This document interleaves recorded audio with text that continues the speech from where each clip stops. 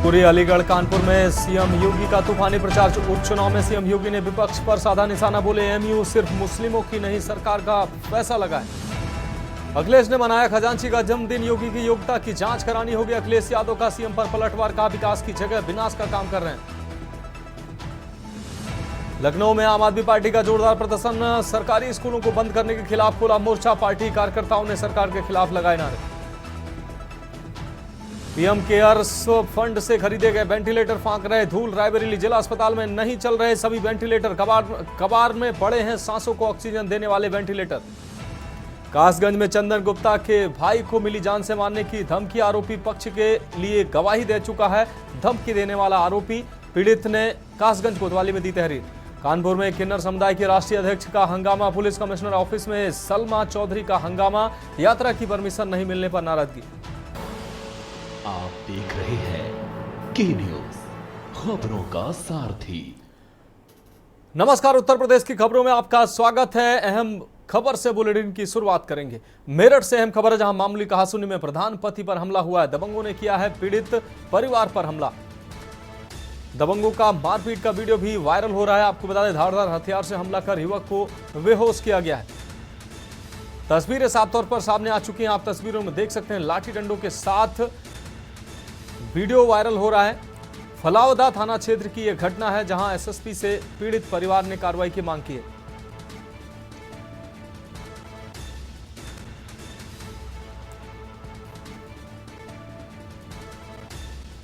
तो फलावदा थाना क्षेत्र की यह पूरी घटना है।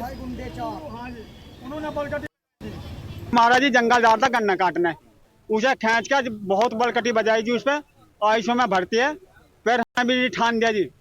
फिर पुलिस गई जी, बहुत 1-1.5 घंटे बाद में जब पुलिस ठाक लाई जी उसे, जब पुलिस ने वो वहाँ करा जी प्यारे लाल में। फिर जी हमने प्यारे लाल से काट के वो दूसरे हॉस्पिटल में करा जी। अब किस बात को लेकर के ये जोड़ के है जी, कौन लोग हैं जिन्होंने मार पिटाई की? हाँ जी, ये जोड़ के है जी, गाँव में इन्होंने सभी को पीट रखा जी। अब इससे पहले एक परिवार और पिटा था, घरों ही आकर पिटा था जी, वो इनका परिवार था जी। कौन लोग हैं वो? ये जाटे हुआ जी। बढ़ेंगे अगली खबर की ओर। कासगंज से अगली अहम खबर, जहां गंगा नदी में मिले हैं 4 गौवंशों के अवशेष। गौवंशों के अवशेष मिलने की सूचना पर पहुंची ग्रामीण। जानकारी मिलते ही हिंदू संगठनों के नेता मौके पर पहुंचे हैं। घटना को लेकर हिंदू संगठनों में भारी आक्रोश देखने को मिला है। आपको बता दें, सीओ सदर सहित पुलिस बल मौके पर पहुंचा है।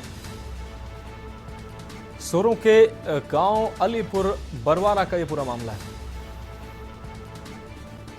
तो गौवंशों के मिलने के बाद हिंदू संगठनों में नाराजगी देखने को मिल रही है। जानकारी मिलते ही हिंदू संगठनों के नेता मौके पर पहुंचे हैं। तो कासगंज से अहम खबर आपको दिखा रहे हैं। नदी में मिले हैं 4 गौवंशों के अवशेष। इस विषय में मैं प्रशासन की लापरवाही सामने लाना चाहूँगा। कारण उसका ये 20 से 25 दिन पहले मेरे कार्यकर्ताओं द्वारा सूचना प्राप्त हुई कि कोई गाड़ी पुल पर आती है और नीचे बोरी सामान, करीब भारी सामान फेंकती है, जिसकी जानकारी उन्होंने लेना चाहिए। तो इसके बाद जो 20 से 25 दिन पहले चौकी इंचार्ज चंडोस को जानकारी दी, वो यहाँ आके लीपापोती करके और गौवंशों को गड़वा के चले गए। इसके ठीक दूसरे तीसरे दिन में गाड़ी आती रही, तो एक पुजारी जी हैं, उनके द्वारा भी सूचना प्राप्त हुई कि गाड़ी फिर से रेगुलर आ रही है। तो हमारे राहुल जी कार्यकर्ता हैं, वो इसमें लगे। उन्होंने देखा कि गाड़ी परसों भी आई थी, तो परसों तरसों जब गाड़ी आई तो इसकी सूचना सभी गांव ग्रामीण वासी सब इकट्ठे हुए और उन्होंने पुलिस को सूचना दी। तो कोतवाल जो सोरों हैं वो आए, तो उन्होंने भी यहाँ कुछ कार्रवाई नहीं करते हुए। क्या मामला क्या है? ये हम आए थे महाराज जी को खाना देने, तो वहाँ कुछ लोग रहते हैं पुल पे, तो उन्होंने की रात में आवाज़ आई है, यहाँ गाड़ी रुकी है मोटरसाइकिल, और वो रुकी है और आवाज़ आई है, तो शायद यहाँ हट डाली या गोश्त डाला, कुछ भी डाला है। तो हम रोटी दे के, हम कई लोग हैं, तो चलो देखते हैं। हम तो पानी थोड़ा है, गंगा में तो ज़्यादा है, हम तो देख नहीं सकते। हम तो आज हम आए, हम खुद घुस गए तो इतने पानी में।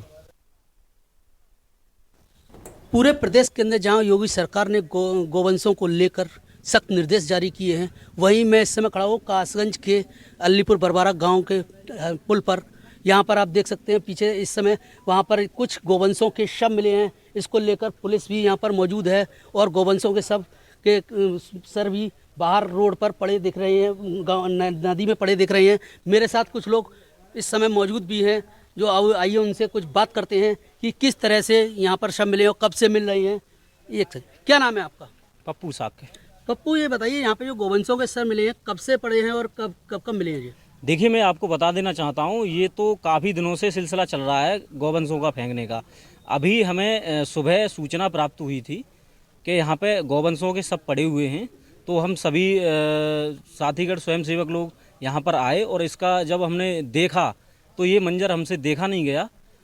उसके बाद में हमने पुलिस प्रशासन को भी इसकी सूचना दी है। क्या नाम है आपका? डॉक्टर पंकज वार्ष्णेय, मैं राष्ट्रीय स्वयंसेवक संघ में सेवा विभाग से विभाग का पंकज जी, उपाध्यक्ष इस रात की ये यहाँ गोवंशों के सर पड़े हैं, आज गोपाष्टमी भी है और यूपी से उत्तर प्रदेश सरकार से सख्त निर्देश हैं, उसके बाद भी यहाँ गोवंशों के सर इस तरह से पड़े हैं, क्या मामला ये क्या है? देखिए, ये बहुत दुर्भाग्यपूर्ण है कि आज गोपाष्टमी के पावन अवसर पर जिनको हम गाय को अपनी माता के रूप में देखते हैं, उनके शव प्राप्त होना निश्चय ही निंदनीय है और पुलिस प्रशासन की जो है नाकामी को दर्शाता है। मेरे पास ये सूचना यहाँ हमारे संगठन के जो पदाधिकारी हैं उनके माध्यम से 2 से 3 दिन पूर्व दी गई थी और पुलिस प्रशासन को भी इस हेतु अवगत करा दिया गया था। राहुल सिंह है। राहुल, आप यहाँ के रहने वाले हैं, बताया जाता है 6 महीने से लगातार शव मिल रहे हैं। बिल्कुल बिल्कुल। आगे आखिर आप लोगों ने अगर पुलिस प्रशासनिक अधिकारियों को ऊपर सूचना दी थी क्या? बिल्कुल सूचना दी थी हमने। आज से 3 दिन पहले भी ऐसी घटनाएं हुई थी।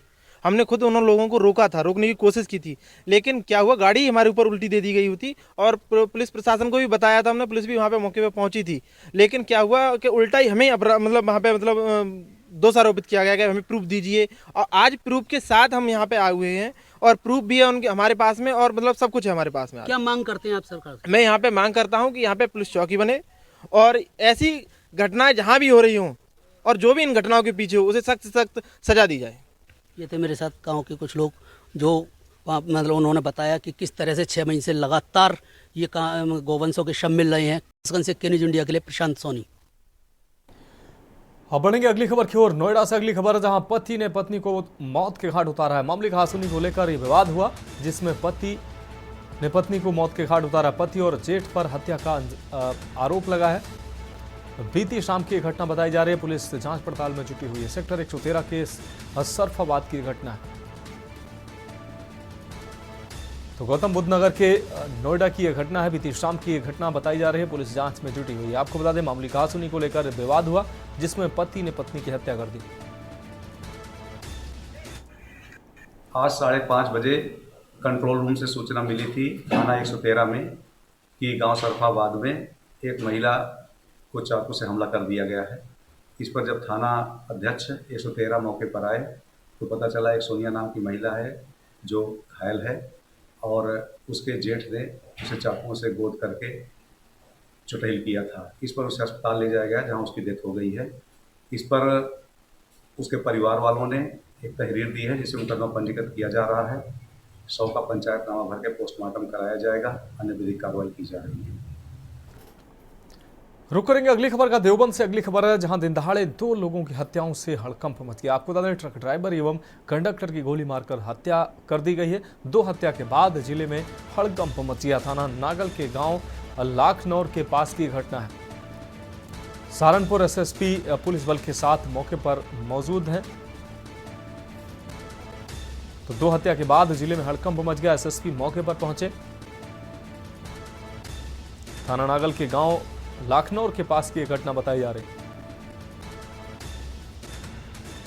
ट्रक ड्राइवर और कंडक्टर की गोली मारकर हत्या की गई है। इस वक्त की अहम खबर आपको दिखा रहे हैं। 2 हत्या के बाद जिले में हड़कंप मच गया। थाना नागल के गांव लाखनौर के पास की यह घटना है। तो सहारनपुर से यह अहम खबर। दिन दहाड़े 2 लोगों की हत्या से हड़कंप मच गया है। ट्रक ड्राइवर और कंडक्टर की थाना नागल क्षेत्र के अंतर्गत बाईपास पर एक व्यक्ति के द्वारा 112 पर सूचना दी गई थी कि एक पंजाब नंबर का ट्रक खड़ा है और उसमें 2 व्यक्ति एक ट्रक के जस्ट बाहर और एक ट्रक के अंदर मृत अवस्था में पड़े हुए हैं। इस सूचना पर पुलिस मौके पर पहुंची तो ये पता चला कि दोनों व्यक्तियों की जो मृत्यु है वो प्रथम दृष्टिया गोली लगने से प्रतीत हो रही है। दोनों के शवों को पोस्टमार्टम के लिए भेज दिया गया है। इसमें एक मृतक का नाम शोएब और एक का नाम दानिश है। एक जनपद हरिद्वार का रहने वाला है और एक गंगो कस्बे का रहने वाला है। ये दोनों ही ट्रक में कार्य करते हैं और ये रोपड़ पंजाब से रोड़ी लेकर रुड़की जा रहे थे और रास्ते में ये सूचना राहगीर के द्वारा दी गई। मौके पर पुलिस की टीमें मौजूद हैं और इन मृतकों के घर वालों से संपर्क किया जा रहा है और घटना के कारण और अन्य सभी चीज़ों का पता किया जा रहा है।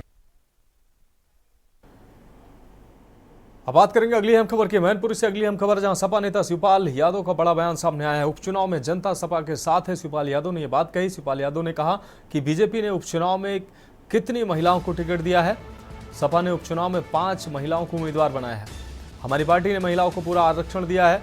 बीजेपी किसान को खाद भी नहीं दे पा रही है। तो सपा के राष्ट्रीय महासचिव शिवपाल यादव ने यह आरोप भारतीय जनता पार्टी पर लगाया। बीजेपी सरकार में किसान खाद के लिए भटक रहा है। हमारी सरकार में खाद की किल्लत नहीं होती थी। उपचुनाव में सपा 9 की 9 सीटें जीतने जा रही है। वहीं पोस्टर वार पर बोलते हुए उन्होंने कहा कि पोस्टर वार से सपा पर कोई असर नहीं पड़ेगा।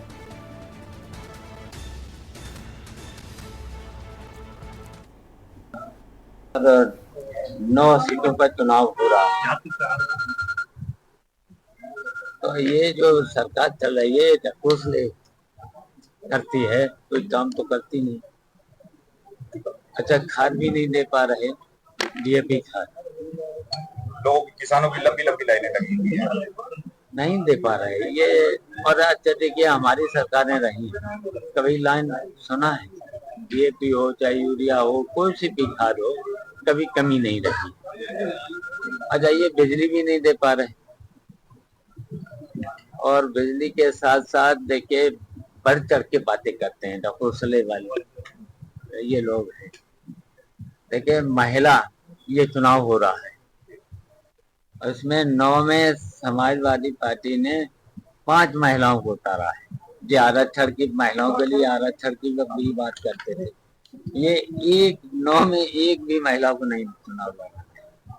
हम लोग 5 महिलाओं को, जिसमें देखिए पिछड़े वर्ग की भी हैं, दलित वर्ग की भी हैं, और पूरा देखे इन्होंने महिलाओं के लिए बिल भी लाए थे, लेकिन उसका पालन नहीं करते हैं।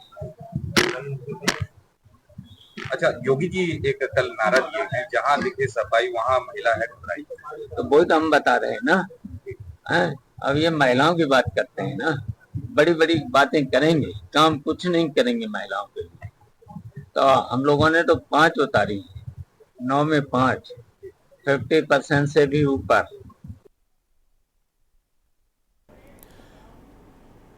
तो खबरों में फिलहाल वक्त एक ब्रेक का है, जल्द हाजिर होंगे।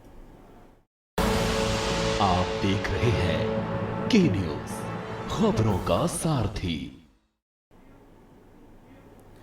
ब्रेक के बाद एक बार फिर से खबरों में आपका स्वागत है। रुक करेंगे अगली खबर का लखनऊ से। अगली अहम खबर, जहां अवैध निर्माण पर एलडीए ने शिकंजा कसा है। लालबाग स्थित शुभम सिनेमा के पास चला है बुलडोजर। एलडीए ने बुलडोजर की कार्रवाई की। अवैध निर्माण को ढहाने में एलडीए का बुलडोजर चला है। तो निर्माण को ढहाने में जुटे हैं। अवैध बिल्डिंग पर एलडीए ने चलाया है बुलडोजर। एलडीए के अधिकारियों के साथ पुलिस बल मौजूद रहा। तो अवैध निर्माण पर एलडीए का बुलडोजर गरजा है। लखनऊ से अहम खबर, अवैध निर्माण पर एलडीए की बुलडोजर कार्रवाई हुई है। लालबाग स्थित शुभम सिनेमा के पास से चला है बुलडोजर।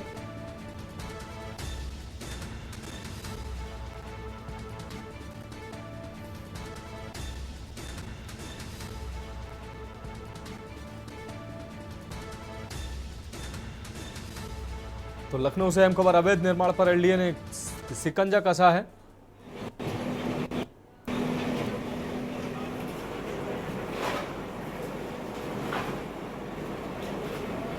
बुलडोजर।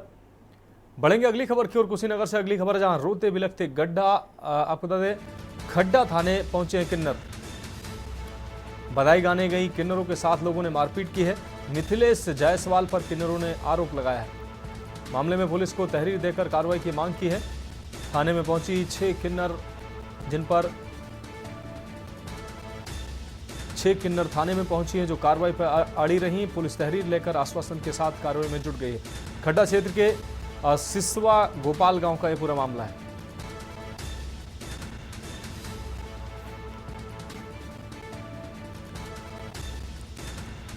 तो बधाई गीत गाने गई किन्नरों पर मारपीट की गई है, जिसका आरोप साफ तौर पर किन्नरों ने लगाया है।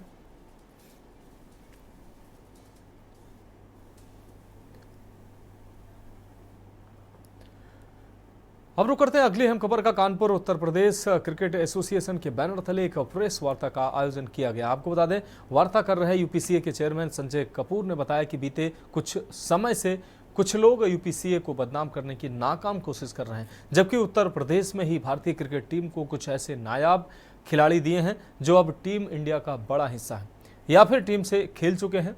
उत्तर प्रदेश के नौजवानों को प्रोत्साहित करने के लिए ही कुछ समय पहले यूपी टी20 लीग की भी शुरुआत की गई थी। इस लीग में खेलने के बाद लड़कों का सीधे आईपीएल में सिलेक्शन हो रहा है, जिसमें बेहतर परफॉर्मेंस देने के बाद इन लड़कों को टीम इंडिया में खेलने का मौका मिला है। साथ ही उन्होंने बंद शब्दों में उन्होंने यह भी कहा कि लोग यूपी क्रिकेट एसोसिएशन को बदनाम करने की कोशिश कर रहे हैं, उन्हें मुंहतोड़ जवाब दिया जाएगा। यही नहीं, ग्रीन पार्क में बीते महीने खेले गए भारत और बांग्लादेश टेस्ट क्रिकेट के बाद हम लगातार प्रयास कर रहे हैं कि इसी तरह से ग्रीन पार्क को अंतर्राष्ट्रीय क्रिकेट मैच मिलते रहें ताकि हमारी इस धरोहर की बुनियाद जिंदा रहे।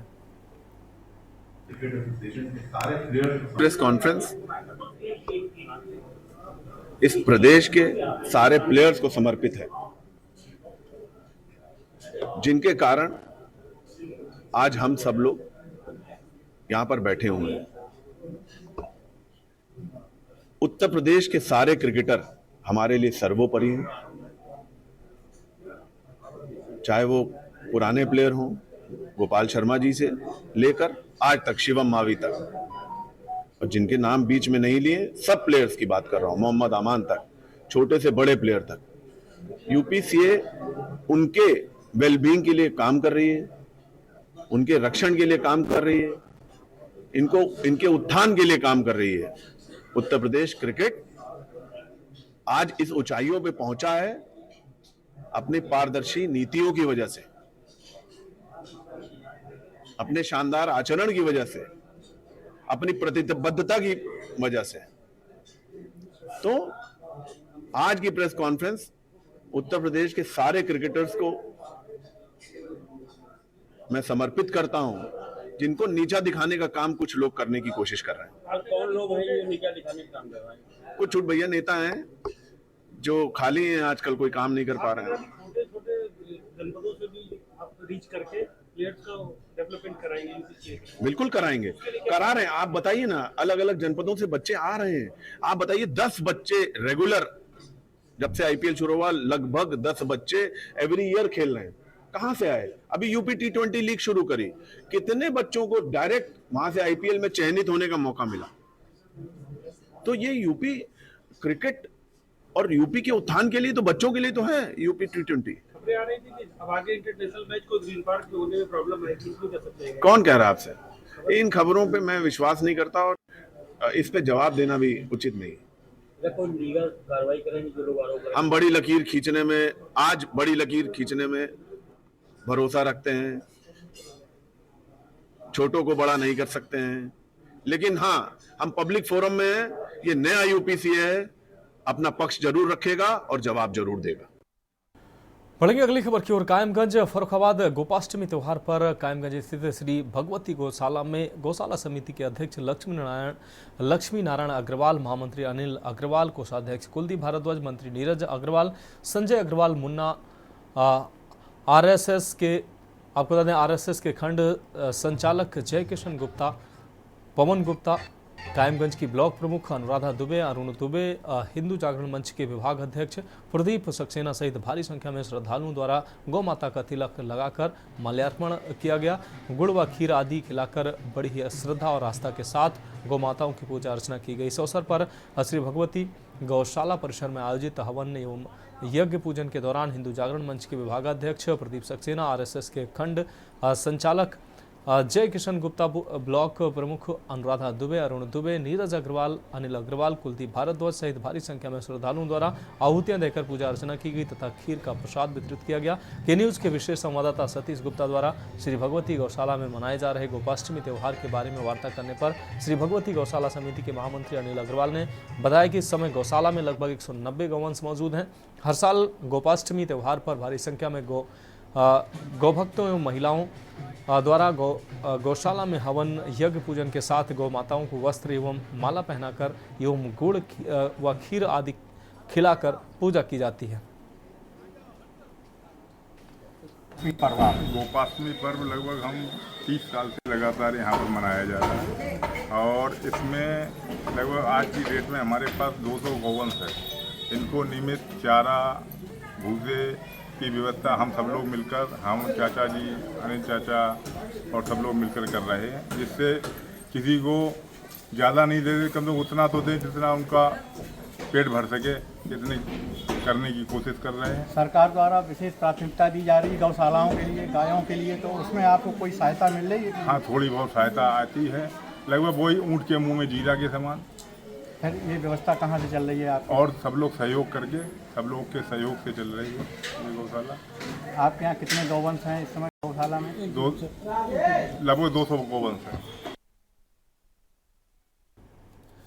अब बढ़ेंगे अगली खबर की ओर। खबर उन्नाव के असीवन थाना क्षेत्र के कायमपुर निम्बरवारा गांव से है, जहां संदिग्ध परिस्थितियों में चूल्हे में गिरकर झुलस गई बच्ची। आपको बता दें, हृदय विदारक हादसे के तुरंत बाद नवजात को चूल्हे से उठाकर CSC पहुंचाया गया, जहां उसकी मरणासन हालत देखकर चिकित्सक ने लखनऊ रेफर कर दिया। पीड़ित पिता ने नवजात की मां को नशे का लती बताते हुए बेटी को चूल्हे में फेंकने का आरोप लगाया गया। पिता के मुताबिक 7 दिन पहले ही नवजात का जन्म हुआ था। हालांकि समाचार लिखे जाने तक पुलिस ने FIR दर्ज नहीं की है। थाना पुलिस के मुताबिक किसी ने तहरीर नहीं दी है। तहरीर प्राप्त होने पर रिपोर्ट दर्ज कर कार्रवाई शुरू की जाएगी। हालांकि गांव में ही नहीं, आसपास इलाके में नवजात की मां को लानतें देते हुए लोग घटना को कलयुग का परिणाम ठहरा रहे हैं। एक मां पर उसके पति ने नवजात बच्ची को दर्दनाक घटना में सम्मिलित होने की बात कही है। 7 दिन की नवजात संदिग्ध हालत में चूल्हे में गिरी मां पर अब आरोप लगे। उन्नाव जिले के असीवन थाना क्षेत्र के कायमपुर आपको बता दें निम्बरवारा गांव में ये हृदय विदारक घटना सामने आई है। मामला, हमारी बीवी ने बच्चों को चूल्हे में डाल दिया। कै दिन की बच्ची थी? आज वो 7वां दिन है। 7वें दिन की बच्ची। क्या मामला हुआ था, क्यों फेंक दिया? जी सर, आज मियाँगंज आई थी, यहाँ से दारू लिया हो या भांग खाया हो, नशेबाजी बहुत। तो क्या तुम्हारी पत्नी नशे भी करती? नशा जी। क्या नाम है पत्नी का? रोशनी। अच्छा, तो बच्ची को कहाँ फेंक दिया? चूल्हे में? चूल्हे में। पूरी तरह बच्ची कितनी जल गई? अरे देखिए साहब, नहीं जा रही है। बढ़ेंगे अगली खबर की। अयोध्या में चल रही 2 दिवसीय राम मंदिर निर्माण समिति की बैठक संपन्न हो गई है। मंदिर निर्माण में सबसे ज्यादा खर्च परकोटे के निर्माण में आ रहा है। मंदिर के निर्माण में लगभग 600 करोड़ रुपए, तो परकोटे में 800 करोड़ रुपए की लागत आ रही है। यह भी माना जा रहा है कि परकोटे का निर्माण, आपको बता दें, परकोटे का निर्माण अब सबसे ज्यादा चुनौतीपूर्ण है।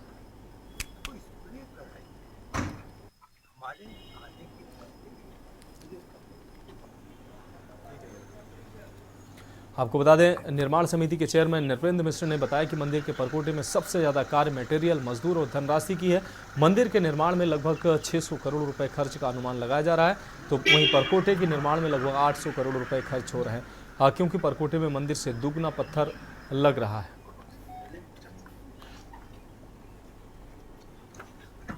सबसे चुनौती भरा कार्य जो है वो परकोटे का है। परकोटे के कार्य को पूरे मंदिर में अगर सोचा जाए तो परकोटे में सबसे अधिक कार्य है, मटेरियल का भी, लेबर का भी और धनराशि का भी। यूँ आप अनुमान लगाएं कि अगर करीब मंदिर के और इस बीच आपको सीधे लिए चलते हैं लखनऊ, जहां मुख्यमंत्री योगी आदित्यनाथ क्या कुछ कह रहे हैं, सुनाते हैं आपको। गोपाल जी की प्रथम पुण्यतिथि के अवसर पर आयोजित आज के इस कार्यक्रम में मंच पर उपस्थित देश के लोकप्रिय रक्षा मंत्री और लखनऊ के लोकप्रिय सांसद आदरणीय श्री राजनाथ सिंह जी, प्रदेश सरकार में मंत्रिमंडल के मेरे सहयोगीगण, उप मुख्यमंत्री श्री ब्रजेश पाठक जी, समाज कल्याण विभाग के मंत्री श्री असीम अरुण जी, भारतीय जनता पार्टी प्रदेश संगठन के प्रमुख प्रदेश अध्यक्ष चौधरी भूपेंद्र सिंह जी, प्रदेश सरकार में मंत्रिमंडल के मेरे पूर्व सहयोगी, उप मुख्यमंत्री के रूप में जिन्होंने अपनी अमूल्य सेवाएं प्रदेश को उपलब्ध करवाई और इस समय राज्यसभा के सांसद हैं डॉक्टर दिनेश शर्मा जी, माननीय सांसद श्री संजय सेठ जी, महापौर लखनऊ श्रीमती सुषमा खरगवाल जी, भारतीय जनता पार्टी महानगर के अध्यक्ष श्री आनंद द्विवेदी जी, सभी हमारे माननीय जनप्रतिनिधिगण और इस पूरे कार्यक्रम के आयोजक और संयोजक श्री अमित टंडन जी और टंडन परिवार से जुड़े हुए सभी सदस्यगण, टंडन परिवार के सभी शुभचिंतक और जीवन के अलग अलग क्षेत्र से जुड़े हुए सभी उपस्थित महानुभाव, बहनों और भाइयों, स्वर्गीय आशुतोष टंडन जी की आज प्रथम पुण्यतिथि है। वास्तव में लखनऊ के सामाजिक और राजनीतिक क्षेत्र के लिए सरदेव लालजी टंडन जी का और श्री आशुतोष टंडन जी का असमय जाना यहां पे पार्टी के लिए भी और लखनऊ के लिए भी एक अपूर्णीय क्षति थी।